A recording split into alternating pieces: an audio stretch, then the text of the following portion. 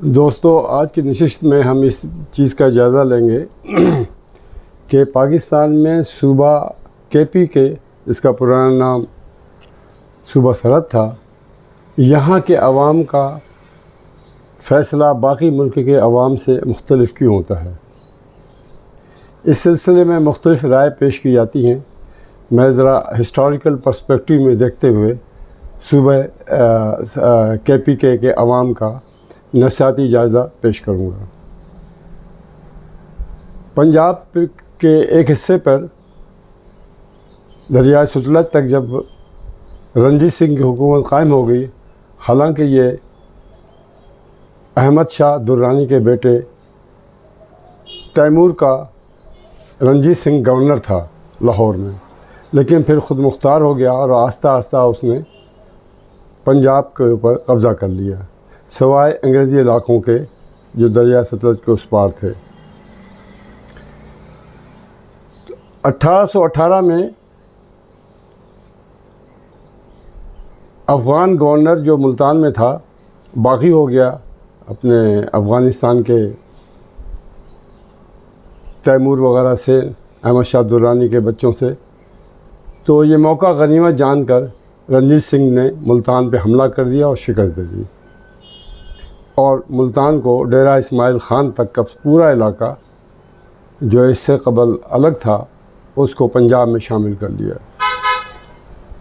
फिर अगले साल ही उसने NWFP में KPK में डेरा इस्माइल ख़ान का इलाका फ़तह किया और 1823 के आते तक पूरा KPK पेशावर तक फ़तह कर लिया।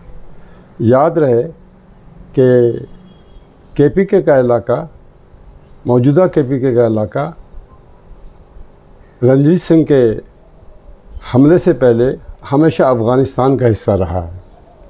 ये अफ़गान मुग़लों की हुकूमत में भी जब उनका अफ़गानिस्तान पे कब्ज़ा था तो ये अफ़गानिस्तान को वो एक सूबा ट्रीट करते थे, और ये अफ़गानिस्तान का गरमाई मौसम सरमाई मौसम जब ठंडा मौसम होता था तो उसमें इसको बनाया जाता था, पेशावर को दारुल हुकूमत अफ़गानिस्तान का।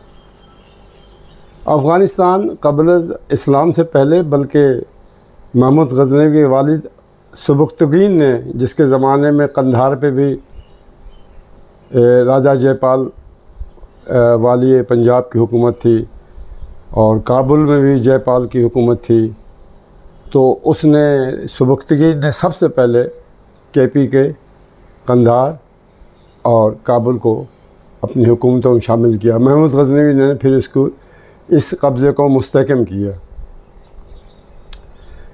अब हम देखते हैं इसी साल जब इसने कश्मीर पे इसमें KPK पे अपना कब्ज़ा मुस्तहकम किया, तो अगले साल ही कश्मीर में उसने रणजीत सिंह ने फ़ौज डाली, कश्मीर को भी पंजाब का हिस्सा बना दिया, और ये चलता रहा। रणजीत सिंह का एक सरदार था हरी सिंह नलवा, बहादुर आदमी था। उसने रणजीत सिंह की मर्ज़ी के ख़िलाफ़ KPK से आगे बढ़ के जमरूद के ऊपर किला बना दिया। जमरूद जिस पे मुग़ल भी नहीं बनाते थे और अफ़गानिस्तान के वाली भी नहीं, कि इनको आज़ाद इलाका ट्रीट करते थे, लेकिन उसने उनको मकबूजा इलाका बना दिया, पेशावर से 20-25 मील दूर आगे।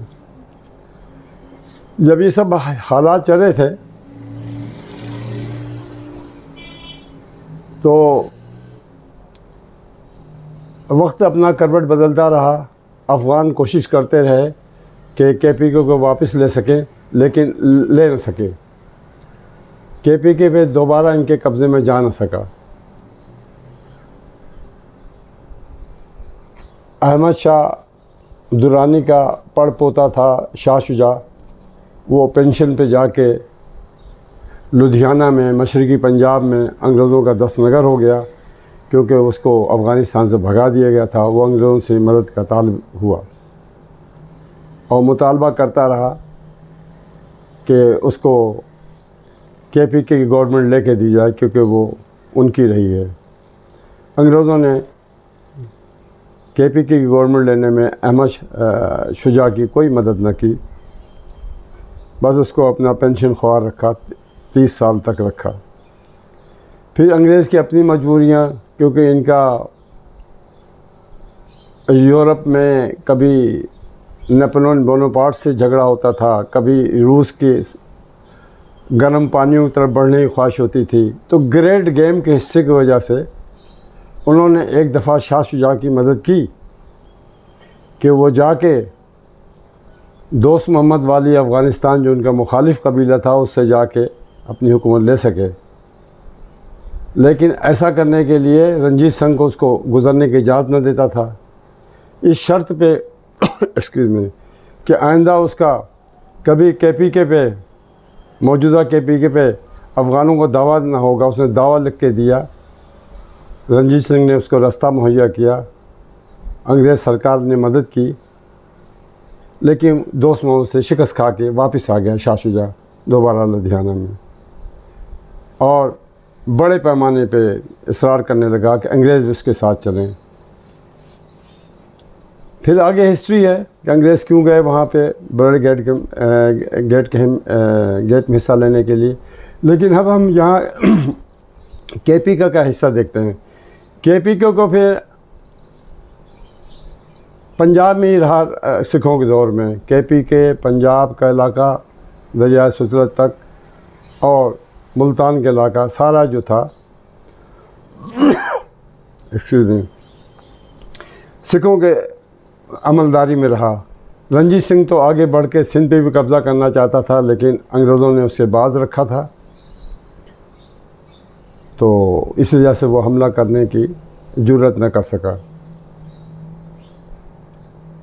क्योंकि सिंध के जो मीर सरदार थे, 4 हुकूमतें जो यहाँ की थीं, 3 एक्टिव थीं, तो ये बाकायदा नजराना वगैरह न सिर्फ काबिल भेजते थे बल्कि लाहौर भी भेजते थे रंजीत सिंह के पास, और इसी वजह से इनकी हुकूमत माज़ूल हुई थी बाद में 1843 में, जब सिंध पे अंग्रेज़ों ने कब्ज़ा किया। यही इल्ज़ाम लगाया था कि हम उनके मना करने के बावजूद 40 लाख रुपए की रकम अहमद शुजा को क्यों भेजी गई और 25 लाख रुपए की रकम रंजीत सिंह को क्यों भेजी मीरों ने।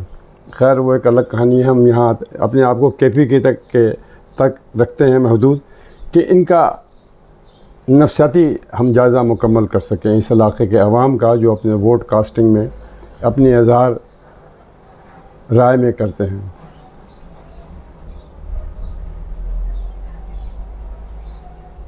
उन्नीस 1901 में पंजाब को डिवाइड कर दिया गया, और पंजाब जो है सिखों से लेकर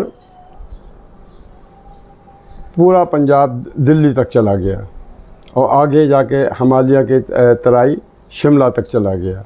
और 1901 में उन्होंने NWFP को नॉर्थ वेस्ट फ्रंटियर प्रोविंस का नाम रखा, वो हिस्सा अलग कर दिया। चूँकि अंग्रेज़ चीफ सेक्रेटरी को गर्मी वगैरह की उनकी सहूलत के लिए हज़ारा डिवीज़न का इलाका तख्लीक करके कश्मीर के जो इलाके थे वो उनको सूबा सरहद के साथ मिला दिए गए, ताकि इंतहाई गर्मी में यूरोपियन लोग जो हैं यहाँ आके दारुल हुकूमत मुंतकिल कर सकें, वरना भी ये भी पंजाब में रह जाता। लेकिन फिर वो सूबा सरहद के साथ रहा। अब जिस तरह नवाज़ शरीफ ने हमेशा नए काम किए हैं, आगे बढ़ के काम किए हैं, जिससे कुछ लोग नाराज़ भी हुए हैं, लेकिन मेजॉरिटी आवाम उसके साथ है, तो सूबा सरहद का नाम NWFP से बदल कर KPK रख दिया गया, खैबर पख्तूनख्वा। लोग समझते थे ऐसा रखने से आसमान टूट पड़ेगा। हालांकि सुना है इनको स्पीकिंग जो है हज़ारा डिवीज़न के लोग इस नाम से खुश नहीं हैं, लेकिन अगर नाम पख्तूनिस्तान भी रख दिया जाए तो कोई आसमान तो टूटना पड़ेगा। ये तो पख्तूनों को सोचना पड़ेगा कि उनके अलावा भी पश्तो ज़बान बोलने के अलावा भी दीगर ज़बान बोलने वाले मसलन हिंदको वगैरह रहते हैं। को एग्जिस्टेंस की मिसाल ली जाए तो बहरहाल KPK अब नया नाम है पुराने नाम का।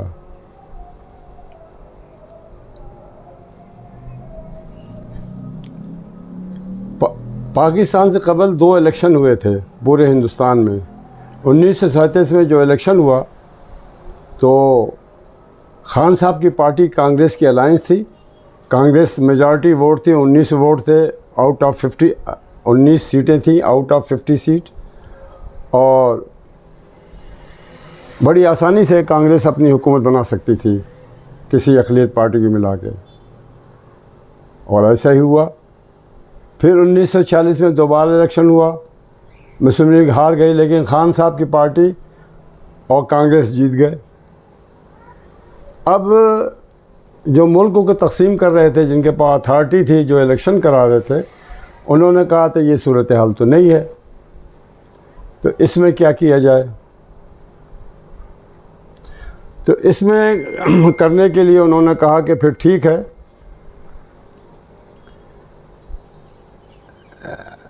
अंग्रेज़ गवर्नर ने बहाना बनाया कि नुक्स अमन है पर नहीं चल सकता, तो यहाँ पे रेफरेंडम कराया जाए, क्योंकि वो नहीं चाहते थे कि एक ऐसा मुल्क अफ़गानिस्तान हो, फिर जो अलग मुल्क हो, फिर उसकी एक पार्टी हो कांग्रेस की जो सूबा सरहद में हो, फिर पंजाब में मुस्लिम लीग हो और फिर कांग्रेस हो। ऐसा मुल्क अंग्रेज़ नहीं चाहते थे, लिहाजा रेफरेंडम हुआ।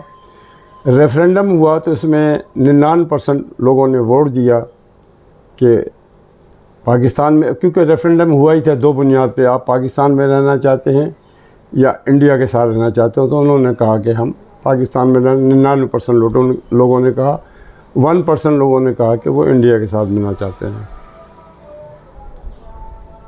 वली ख़ान की पार्टी क़याम पाकिस्तान के बाद भी मकबूल रही और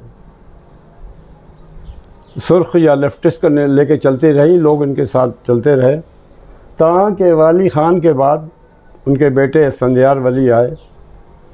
इस्फंदियार वली से लोगों को के ज़माने में, इनके ज़माने में वो ऐसा वक्त था, तशद्दुद भी बहुत था, ये मुशर्रफ का माशाल्लाह था, ख़ुदकश धमाके हो रहे थे। ऐसी किसी धमाके में इस्फंदियार वली के साथी मारे गए, ये फ़ौरन ही हेलीकॉप्टर में बैठ के निकल गए। अब पठानों की साकी में ये होता है कि शिकस्त हो गई कोई बात नहीं, लेकिन खड़े रहना बड़ी बात है लड़ाई में। तो वली ख़ान की पार्टी को आप देख रहे हैं, तब से ना वोट नहीं मिल रहा है। हाँ, दूसरी पार्टी मजहबी पार्टी आती हैं, ये भी है थोड़ा बहुत, जमा इस्लामी और मौलाना की पार्टी भी अपना हिस्सा ले लेती है,